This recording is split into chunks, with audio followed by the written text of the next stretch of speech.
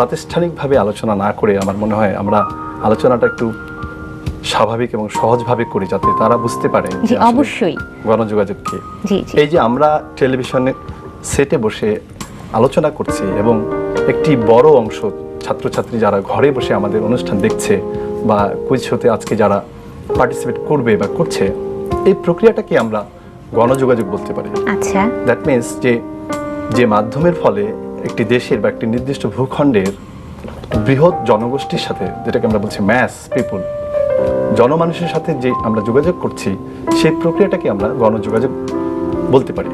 সেই গণযোগাযোগ মাধ্যমটা এক এক রকম হতে পারে। আচ্ছা, ফর এক্সাম্পল আজকে আমরা টেলিভিশন বলছি, সেটা পত্রিকা হতে পারে, আবার audio media for example radio হতে পারে, আবার একটা সমাবেশে যখন কেউ মাইকিংয়ে বক্তব্য দিচ্ছেন, সেটা পলিটিক্যাল হোক বা কেউ কোনো কিছুর ক্যানভাস করছে সেটা হোক, সেখানেও কিন্তু অনেক মানুষ গ্যাদারিং করছে, সেটাকেও একটা গণযোগাযোগের প্রক্রিয়া হিসেবে গণ্য করা যেতে পারে। আচ্ছা আচ্ছা, তো সমাজ গঠনে গণমাধ্যমগুলি কি ভূমিকা রাখে বা রাখতে পারে? চমৎকার। আমি বাংলাদেশের প্রসঙ্গে বলি, যেমন একটু আগে আপনি বলছিলেন যে বিশ্ব মাতৃত্ব দিবস, নিরাপদ মাতৃত্ব দিবস, গত এক দশকের তুলনায় কিন্তু আমাদের বাংলাদেশ এই নিরাপদ মাতৃত্বে কিন্তু অনেকটা বড় অর্জন করেছে। এবং এর মধ্যে আমি মনে করি যে এই গণমাধ্যমগুলো শুধুমাত্র টেলিভিশন মিডিয়া না, আমাদের যে অনেক পত্রিকা আছে, অনেক এনজিও আছে যারা ডকুমেন্টারি করছে এবং গণমানুষকে যে সচেতন করে তুলেছে, মাতৃত্বকালীন যে ঝুঁকিগুলো থাকে বা সন্তান প্রসবের যে ক্রিটিক্যাল মোমেন্টগুলো থাকে, সেগুলো কিন্তু আমাদের এই আজকের এই অর্জনের পেছনে একটা বড় শক্তি হিসেবে কাজ করেছে। তাহলে আপনি বুঝতেই পাচ্ছেন যে সমাজ গঠনে এবং সমাজ পরিবর্তনে এই গণমাধ্যম কিভাবে একটা চালিকা শক্তি হিসেবে ভূমিকা পালন করছে। জি অবশ্যই। এবং আমাদের দেশের প্রধান গণমাধ্যমগুলি, যেমন আমরা বলছিলাম যে টেলিভিশন, রেডিও এবং পত্রিকা হতে পারে, যথেষ্ট কি শক্তিশালী, কি মনে হয় আপনার?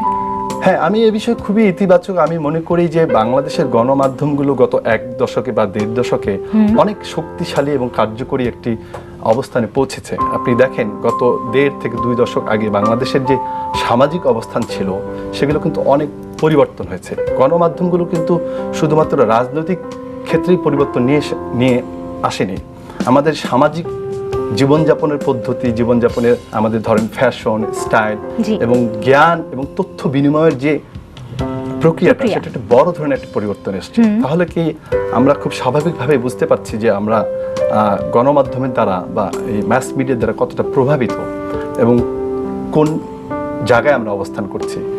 সমাজের প্রত্যেকটা স্তরে কিন্তু আমরা বলা হয় উই আর মিডিয়েটেড। অবশ্যই সমাজের প্রতিটা মানুষই কম বেশি মানে এই গণমাধ্যমগুলো দ্বারা আমরা কিন্তু নিয়ন্ত্রিত হচ্ছি বা প্রভাবিত হচ্ছে। স্কুল কলেজ ছেলে মেয়েদের জন্য যেহেতু অনুষ্ঠানটা, আপনি খেয়াল করেন যে স্কুল কলেজের ছেলে মেয়েরা কিন্তু তাদের প্রিয় খেলোয়াড়, ক্রিকেটার বা প্রিয় কোনো নায়ক নায়িকা, তাদেরকে কিন্তু ফলো করছে, স্টাইল ফলো করছে, অনেক কিছু করছে। আবার শিক্ষার নানা উপকরণ কিন্তু তারা গ্রহণ করছে। স্পেশালি আমি সবসময় বলে এসেছি যে we are living in an age of update and online. আপনি আপনার স্মার্টফোন ইউজ করছেন বা স্কুলের ছেলেমেয়েরা আজকে ল্যাপটপ ইউজ করছে, তারা কিন্তু ইন্টারনেটে অ্যাক্সেস হয়ে গেছে। যদিও এটা আমাদের দেশের তৃণমূল পর্যায়ে এখনও সেইটা বিস্তৃতি ঘটেনি, কিন্তু এই যে আমাদের একটা চলে এসছে গ্লোবালাইজেশনের যে আমরা বিভিন্ন রকম ব্যাখ্যা বিশ্লেষণ করছি, কিন্তু এটা কিন্তু আমাদের শুরু হলো কিন্তু খুব স্লোলি কিন্তু এটা বিস্তৃতি ঘটছে। এবং তথ্য গ্যাদার করার যে প্রক্রিয়াটা, মানে জ্ঞান অর্জনের যে প্রক্রিয়াটা, সেটা কিন্তু আগে পাঠ্যপুস্তক ভিত্তিক ছিল বা স্কুলে শিক্ষক কি বলবেন সেটার উপর নির্ভর করত। কিন্তু এখন কিন্তু একটা গ্লোবাল একটা এডুকেশনের একটা ফর্ম তৈরি হয়েছে। আমাদের স্কুলগুলোকে কিন্তু নতুনভাবে চিন্তা করতে হচ্ছে, কারিকুলামগুলো কিভাবে ডেভেলপ করা যায়। এবং আমরা যারা শিক্ষকতা করি তাদেরকে কিন্তু আমাদেরকে চিন্তা করতে হয় যে বহির্বিশ্বে, মানে আমি যেহেতু দীর্ঘদিন বাইরে পড়াশোনা করেছি, স্পেশালি জাপানে, আমি দেখেছি যে এই নিউ মিডিয়া ফর্মগুলোকে ইউজ করে জ্ঞানের যে ধারাটা, এটার ধারাটাকে কত বড় একটা আপার লেভেলে নিয়ে যাওয়া যায়।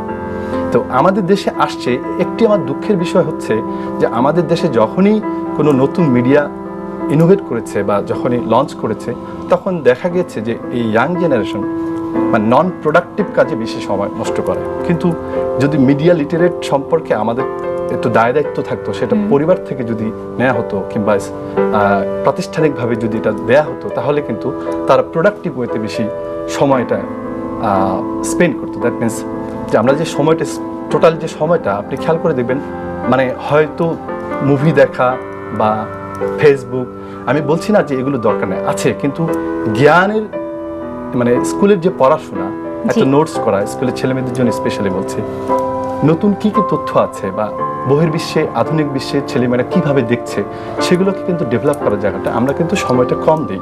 এই জন্য এটাকে প্রাতিষ্ঠানিকভাবে মিডিয়া লিটারেসি তৈরি করতে হবে অবশ্যই। এক্ষেত্রে আপনি দেখেন যে যেহেতু স্কুলগামী ছেলেমেয়েরা অনেক বেশি মিডিয়ার দ্বারা প্রভাবিত হচ্ছে, পজিটিভ দিক তো অবশ্যই যে মিডিয়ার এক্সপ্লোর করছে। আমরা পজিটিভ দিকগুলো নিয়ে আরো কথা বলবো। একজন বন্ধু অনেকক্ষণ ধরে অপেক্ষা করছে, ফোনটা আমরা নিয়ে আসি। হ্যালো, আমি প্রতীক। কেমন আছো? ভালো আছি, আপনি ভালো আছেন? হ্যাঁ, আমিও ভালো আছি। বলো, কোন বিভাগ থেকে প্রশ্ন করব আজকে তোমাকে? ইতিহাস ঐতিহ্য। ইতিহাস ঐতিহ্য। তুমি কোন বিভাগে পড়ছো বলো তো? আর্টস, কমার্স না সায়েন্স? আমি আর্টসে। আর্টসে, এই জন্য কি ইতিহাস ও ঐতিহ্য বিভাগটি নিলে? জি।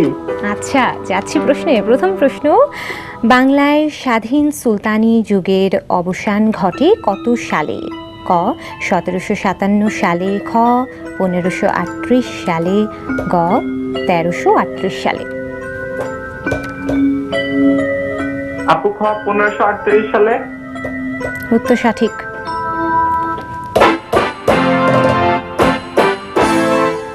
টাকা সমমূল্যের বই দিয়ে দিয়েছি। যাচ্ছি পরের প্রশ্নে। কুমিল্লার লালমাই পাহাড় প্রাচীনকালে কি নামে পরিচিত ছিল? ক সোমপুরগিরি, খ দেবগিরি, গ রোহিতগিরি। এটাও ঝটপট বলে ফেলো।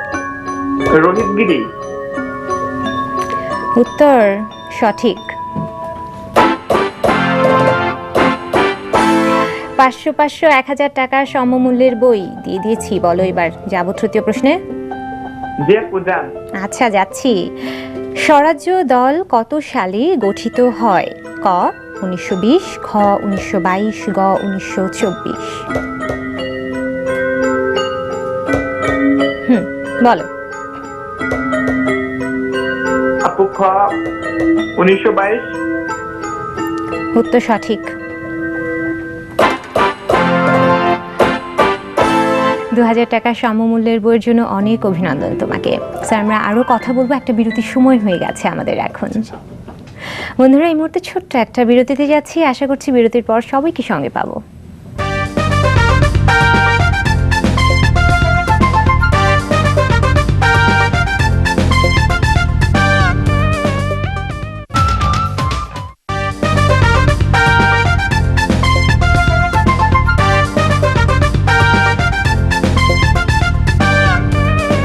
বিরতির পর ফিরে এলাম প্রাণমিল ক্যান্ডি কুইজ শো জানার আছে বলার আছে অনুষ্ঠানে। আজ আমাদের সঙ্গে স্টুডিওতে রয়েছেন ড্যাফোডিল ইন্টারন্যাশনাল ইউনিভার্সিটির সাংবাদিকতা ও গণযোগাযোগ বিভাগের সিনিয়র লেকচারার ডক্টর তৌফিকি ইলাহি। স্যার, কথা হচ্ছিল আপনার সঙ্গে গণযোগাযোগের পজিটিভ দিকগুলো নিয়ে। হ্যাঁ, আমি যেটা বলছিলাম আর কি, যে we are living in an age of update online. আমি যেটা বলতে চাই যে আজকালকার ছেলে মেয়েদের হাতে কিন্তু স্মার্টফোন কিংবা আইফোন বা আইপ্যাড, যাই বলি না কেন, আপনি যখনই এগুলো ওপেন করেন আপনাকে একটা অ্যালার্ট দিচ্ছে, আপডেট। সেটা উইন্ডোজ হতে পারে, সেটা যে কোনো সফটওয়্যার হতে পারে, অথবা আপনাকে কতগুলো অ্যাপস বলছে, কতগুলো অ্যাপ্লিকেশন ডাউনলোড করতে বলছে, অথবা আপনি ফেসবুকে যখন যাচ্ছেন, whether you are online or offline, এই যে আমরা একটা জায়গায় চলে এসেছি, মিডিয়ার যে একটা বড় রকমের একটা উৎকর্ষ সাধিত হয়েছে, তো সেই জায়গাটা থেকে কিন্তু আমাদের অনেক ইতিবাচক অনেকগুলো জায়গা আছে। এখন কিন্তু এক সময় ছিল ছেলেমেয়েরা নোটস ফটোকপি করত, এখন কিন্তু কি করে, একটা গ্রুপ অ্যাকাউন্ট করে। গ্রুপ অ্যাকাউন্ট করার পরে একজন শিক্ষক যেটি পড়াচ্ছেন, যে কন্টেন্টটা, সেই কন্টেন্টটা ক্লাসে কিন্তু উনি বুঝিয়ে দিচ্ছেন, দেওয়ার পরে ওই গ্রুপ অ্যাকাউন্টে কিন্তু সেটা মেল করে দিচ্ছেন, যার ফলে সবাই সেটা পেয়ে যাচ্ছে। এই যে দেখেন যে মানে আমাদের শিক্ষা পদ্ধতির জায়গাটায় একটা কত বড় পরিবর্তন। আর আমরা যারা শিক্ষকতা করি, সেটা স্কুলেই হোক না কিংবা বিশ্ববিদ্যালয়ে হোক, আমরা মিডিয়া যে টুলসগুলো আছে, আমরা মিডিয়া টুলসকে ব্যবহার করে কম্পিউটারের মাধ্যমে সেগুলোকে আমরা প্রিন্ট আউট করে, আমি আজকে পাওয়ার পয়েন্ট ইউজ করছি, আমাকে একটা সময় হতো অনেক দীর্ঘ সময় লেকচার দিতে হতো, অনেক এক্সপ্লেইন করতে হতো। আমি এখন ভিডিও ক্লিপস ইউজ করছি কিংবা আমি ছবি দেখাচ্ছি এবং আমি পয়েন্ট আকারে করছি। দুটো জায়গাতে কিন্তু আমরা অনেক বেশি এগিয়ে গেছি। মানে শিক্ষার যে আগের যে স্কুলিংটা যে ছিল, সেই স্কুলিংটা কিন্তু একটা রেডিক্যাল একটা চেঞ্জ চলে আসছে একদম। এটাকেই আমরা যদি একটা শিক্ষা জায়গাটাতেই ধরি, তাহলে আমরা এই গণমাধ্যমের যে একটা চালিকা শক্তি হিসেবে একটা সমাজের পরিবর্তন এবং উন্নয়নে যে ভূমিকা রাখছে, সেটা কিন্তু আমরা খুব স্পষ্টভাবে দেখতে পাচ্ছি। তো আমাদের দেশের প্রধান এই গণমাধ্যমগুলোকে আরো কিভাবে ইফেক্টিভ করা যায় বা দেশের উন্নয়নে কাজে লাগানো যেতে পারে? হ্যাঁ, এটা একটা সময়ের দাবি। আমাদের দেশের এই গণমাধ্যমগুলো যে এফেক্টিভ না বা কার্যকরী না, আমি সেটি কিন্তু বলছি না। আমি এর আগে যেহেতু বললাম যে গত 1 বা 1.5 দশকে আমাদের অবস্থানটা এখন কোথায়, হ্যাঁ, যদি আমরা বহির্বিশ্বের আরো ডেভেলপড কান্ট্রির সাথে তুলনা করি, তাহলে কিন্তু আমরা বলতে পারি যে সেই তুলনায় আমাদের গণমাধ্যমটা এখনো যেতে পারেনি, চেষ্টা করছে।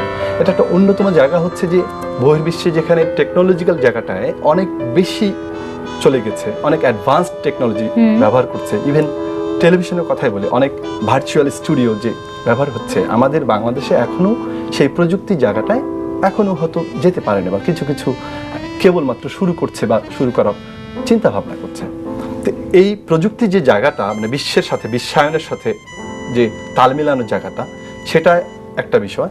আরেকটি বিষয় হচ্ছে ন্যাশন স্টেট যেটাকে আমরা বলি, বা গভর্নমেন্ট যেটাকে আমরা বলি, তারা একটা বড় ভূমিকা রাখতে পারে। কি ভূমিকা? প্রথম যেটা আসে সেটা অবশ্যই পৃষ্ঠপোষকতার জায়গাটা, পৃষ্ঠপোষকতার জায়গা করতে হবে এবং গণমাধ্যমকে অনেক স্বাধীন করে দিতে হবে, যার ফলে সাংবাদিক হোক, মিডিয়া কর্মী হোক, সে যেন স্বাধীনভাবে তার সৃষ্টিশীল কাজ করতে পারে এবং সঠিক সত্য তথ্য তুলে ধরতে পারে এবং জনমানুষ এবং গণমানুষের সাথে খুব কার্যকরীভাবে যোগাযোগ হয়।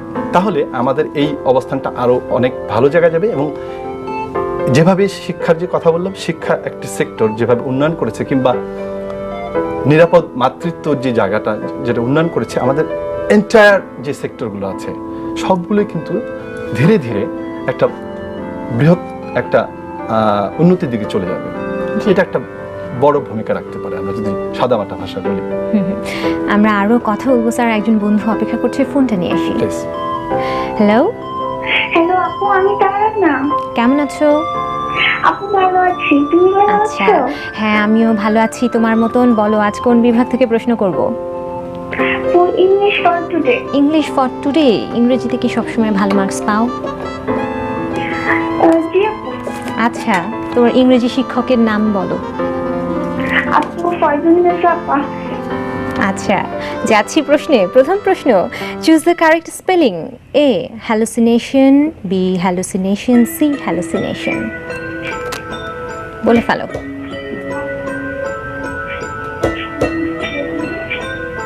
জলদি, সময় কিন্তু চলে যাচ্ছে, আর কিন্তু সময় দিতে পারছি না। আপু আপু আপু এ। নিলাম, উত্তরটি হয়নি, সঠিক উত্তর হবে বি হ্যালুসিনেশন।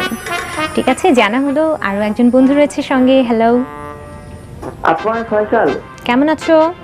ভালো আছি আপু, আপনি কেমন আছেন? আমিও ভালো আছি। কোথা থেকে ফোন করেছো? নয়নপুর থেকে। আচ্ছা, বলো কোন বিভাগ থেকে প্রশ্ন করব? বলো। আপু গাণিতিক যুক্তি। গাণিতিক যুক্তি? কেন গাণিতিক যুক্তি বিভাগ, কেন অন্য কোনো বিভাগ নয় কেন? এমনি পছন্দ হলো তাই আপু। আচ্ছা, যাচ্ছি প্রশ্নে। প্রথম প্রশ্ন, 253 ডিগ্রি কোণকে কি কোণ বলে? ক সূক্ষ্মকোণ, খ পূরক কোণ, গ প্রবৃদ্ধ কোণ। বলো। আপু গ প্রবৃদ্ধ কোণ। উত্তর সঠিক। 500 টাকা সমমূল্যের বই তোমার জন্য। যাচ্ছি পরের প্রশ্নে। বেলাল সাহেবের মাসিক বেতন 4820 টাকা। তাকে বেতনের শতকরা 10 টাকা প্রভিডেন্ট ফান্ডে জমা দিতে হয়। তিনি প্রতি মাসে কত টাকা জমা দেন? ক 478 টাকা, খ 480 টাকা, গ 482 টাকা। বলো। আপু অপশন গ 482 টাকা। উত্তর সঠিক। 500, 500, 1000 টাকা সমমূল্যের বই দিয়ে দিয়েছি। এবার বলো, যাবে তৃতীয় প্রশ্নে? না আপু, খেলবো না। আচ্ছা, ঠিক আছে। 1000 টাকা সমমূল্যের বইয়ের জন্য অনেক অভিনন্দন তোমাকে। স্যার, আমরা আরও কথা বলবো, আরও একটা বিরতির সময় হয়ে গেছে আমাদের এখন। বন্ধুরা, এই মুহূর্তে আরও একটি ছোট্ট বিরতিতে যাচ্ছি, এক্ষুনি ফিরবো সঙ্গে নিয়ে ছবির গ্যালারি।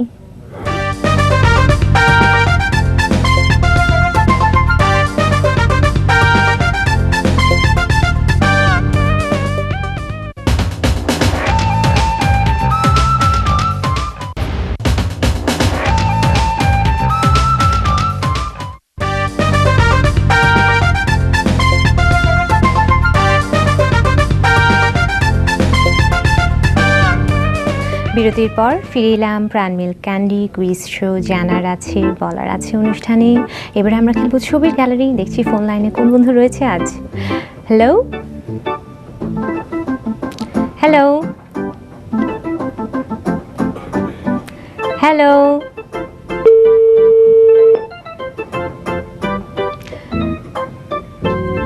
আচ্ছা বন্ধুরা, তোমরা যারা ফোন দিচ্ছ আবারও ট্রাই করতে থাকো, লাইন পাবে, ঠিক আছে? স্যার, আপনার কাছে ফিরে আসি।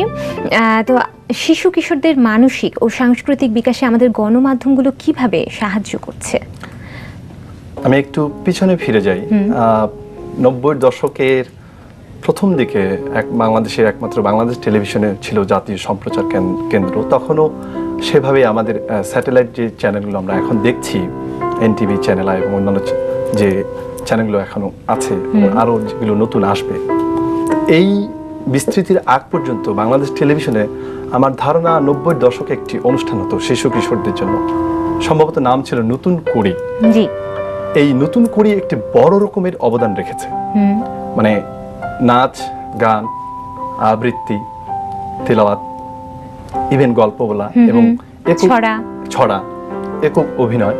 তার আপনি খেয়াল করেন, তখন আমাদের একটি জাতীয় সম্প্রচার কেন্দ্র ছিল যেখান থেকে একটা বড় রকমের বিস্ফোরণ ঘটেছে, যে স্কুলগামী ছেলে মেয়েদের, তরুণ তরুণীদের কিভাবে সাংস্কৃতিক এবং অন্যান্য ক্ষেত্রে পারদর্শী বা মানে অনেক প্রভাবিত করেছে এই সৃষ্টিশীল বা শৈল্পিক কাজগুলোর দিকে।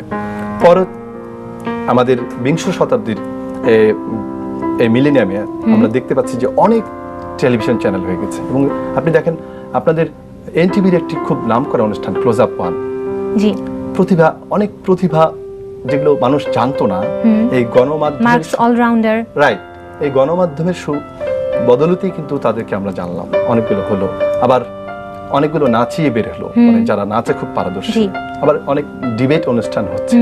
তাহলে গণমাধ্যম একটি বড় রকমের ভূমিকা রাখতে পারে এবং কার্যকরী ভূমিকা রাখতে পারে।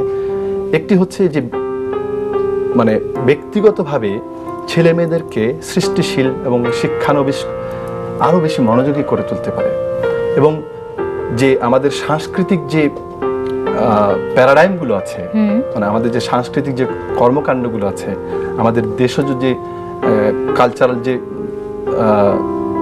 নমুনাগুলো আছে, সেগুলো কিন্তু তারা ধরে রাখতে পারে। এক প্রজন্ম থেকে আরেক প্রজন্মতে ট্রান্সফার করার যে দায়িত্বটা তারাই নিতে পারে এবং তারা নিচ্ছে। জি, অবশ্যই। আপনি কি মনে করেন না এটার পেছনে এই যে আমাদের গণমাধ্যমগুলোর একটি বড় ভূমিকা রয়েছে? অবশ্যই। জি স্যার, আমরা আরো কথা বলবো, একজন বন্ধু অপেক্ষা করছে, ফোনটা নিয়ে আসি ঝটপট। হ্যালো, কি বলছো? কেমন আছো? আচ্ছা, এখন আমরা খেলবো ছবির গ্যালারি, ঠিক আছে? যাচ্ছি প্রশ্নে। প্রথম প্রশ্ন, ইতালির এই কিংবদন্তি চলচ্চিত্র অভিনেত্রীর নাম বলো। ক সোফিয়া লরেন, খ অ্যালিজ রুওয়াচ, গ সালমা হায়েক।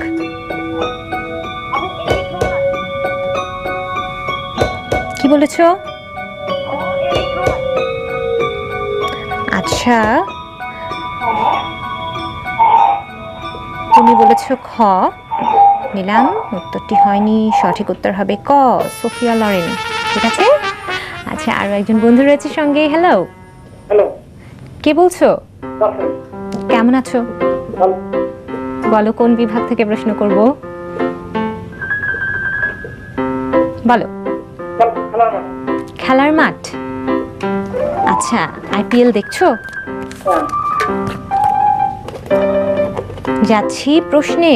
প্রথম প্রশ্ন, বিশ্বকাপ ফুটবলের পর ফুটবল দুনিয়ার সবচেয়ে বড় আসর কোনটি? ক ইংলিশ ফুটবল, খ ইউরো ফুটবল, গ কোনোটি নয়।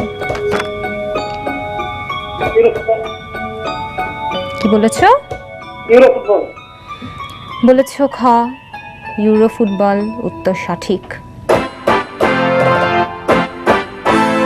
500 টাকা সমমূল্যের বই তোমার জন্য যাচ্ছি পরের প্রশ্নে। ইংলিশ প্রিমিয়ার লিগে বিদেশি খেলোয়াড়ের মধ্যে সবচেয়ে বেশি গোল কার? ক কার্লোস তেভেজ, খ লুইস সুয়ারেজ, গ থিয়েরি অরি। এটাও ঝটপট বলে ফেলো। গ থিয়েরি অরি, উত্তর সঠিক। বলো এবার যাবো তৃতীয় প্রশ্নে। আচ্ছা যাচ্ছি। এবারের লা লিগায় সবচেয়ে বেশি হ্যাট্রিক কার? ক লিওনেল মেসি, খ ক্রিস্টিয়ানো রোনালদো, গ ডিয়েগো কস্তা। তুমি বলেছ ক্রিস্টিয়ানো রোনালদো, উত্তরটি তো হলো না। সঠিক উত্তর হবে ক লিওনেল মেসি। ঠিক আছে। আচ্ছা স্যার, আপনার কাছে ফিরে আসি। তো আমাদের দেশের প্রধান গণমাধ্যমগুলোতে শিশু কিশোরদের অংশগ্রহণ কিভাবে আরো বাড়ানো যেতে পারে বলে আপনার মনে হয়? খুব সুন্দর একটি প্রশ্ন করেছেন। এটি আসলে আমাদের সময়েরও দাবি।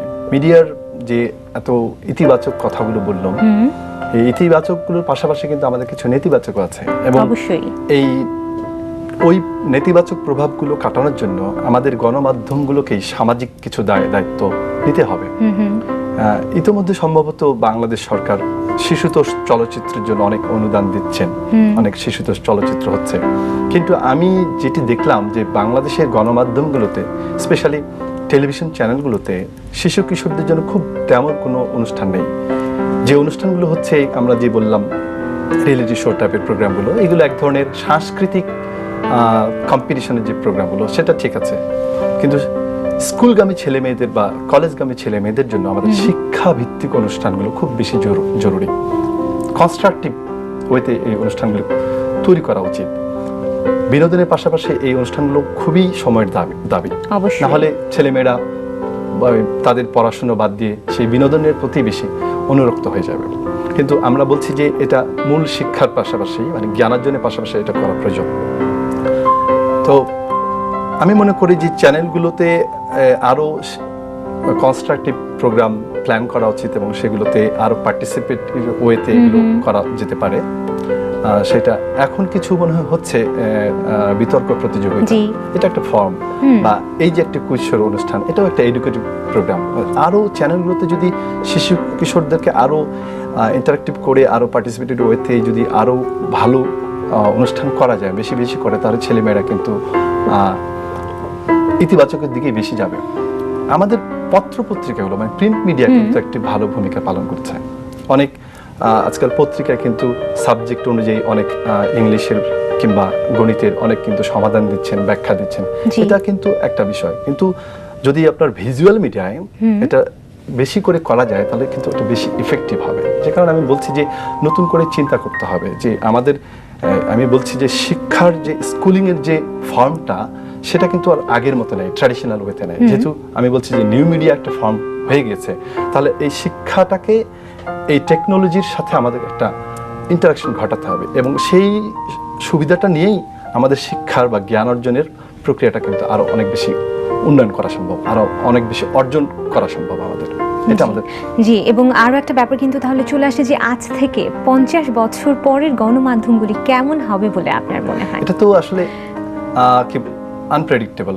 মানে আমি যদি সহজভাবে বলি, স্কুলগামী ছেলে মেয়েদের যেহেতু অনুষ্ঠানটি তাদের জন্য, বারবার বলছি যে ধরা যাক 150 বছর আগ পর্যন্ত মানুষ একটা সময় সূর্যকে পূজা করত বা চাঁদকে পূজা করত, কিংবা আমরা আজ থেকে 40 বছর আগেও কিন্তু চিন্তা করতে পারতাম না যে পৃথিবীর মতোই আরেকটি গ্রহ আছে, যেখানে মানুষ যেতে পারবে বা যেখানে মানে পৃথিবী থেকে কোনো কিছু পাঠানো যাবে। তো আমাদের যে একটা ডিভাইস পাঠানো হয়েছে মঙ্গল গ্রহের কথা বলছি, তো দিস ইজ টোটালি আনপ্রেডিক্টেবল। মানে মিডিয়া বলা হচ্ছে ইটস নট কনস্ট্যান্ট, এটা আসলে কখনো ধ্রুবক না, মানে একরকম থাকবে, ইটস এ কন্টিনিউয়াস প্রসেস, মানে এটা সবসময় পরিবর্তনশীল। যে এখন পর্যন্ত যে আমরা যে মিডিয়াগুলোর কথা বলছি, স্পেশালি যদি আমরা বাংলাদেশ কনটেক্সটে বলি, তাহলে এই যে আমরা পত্রিকার কথা বলছি, টেলিভিশনের কথা বলছি, এগুলো এখন কনসিডার করা হয় ট্র্যাডিশনাল মিডিয়া। রাদার যেগুলো আমরা অনলাইনে দেখছি, এখানে হয়তো আমরা বাসার সামনে টেলিভিশন দেখছি, কিন্তু আমার পার্সোনাল কথা বলি যে আমার ওয়াইফ এবং আমার বেবি কিন্তু দেশে বাইরে থাকছে, তো তারা হয়তো অনলাইনে বসে দেখছে। তাহলে এই যে অনলাইন বা ডিজিটাল যে মিডিয়াটা, এটাকে বলা হচ্ছে new media form. Traditional media থেকে একটা উত্তরণ ঘটে গেছে অলরেডি, নিউ মিডিয়া ফর্মে চলে গেছে। আগামী 1 দশক পরে, 50 বছর তো 5 ডেকেডস, আগামী 1 দশক পরে এই অবস্থানটা কোথায় যাবে এটা মানে কনফার্মলি কিন্তু বলা যাবে না, বাট উৎকর্ষ কিন্তু হবেই। জি, অবশ্যই উৎকর্ষ হোক, আমাদেরও সেটা আশা থাকলো। আজ আসলে যে বিষয়টি নিয়ে আমরা কথা বলছি, অনেক ভালো লাগছিল কথা বলতে। একেবারেই অনুষ্ঠানের শেষে চলে এসেছি। আপনি আজ আমাদের অনুষ্ঠানে এসেছেন, এই জন্য আপনাকে অনেক ধন্যবাদ। আপনাকে ধন্যবাদ, এনটিভিকে ধন্যবাদ। জি বন্ধুরা, তোমাদের প্রতিটি মুহূর্ত হোক আনন্দময়, এই প্রত্যাশায় আজ এখানেই বিদায় নিচ্ছি। আল্লাহ হাফেজ।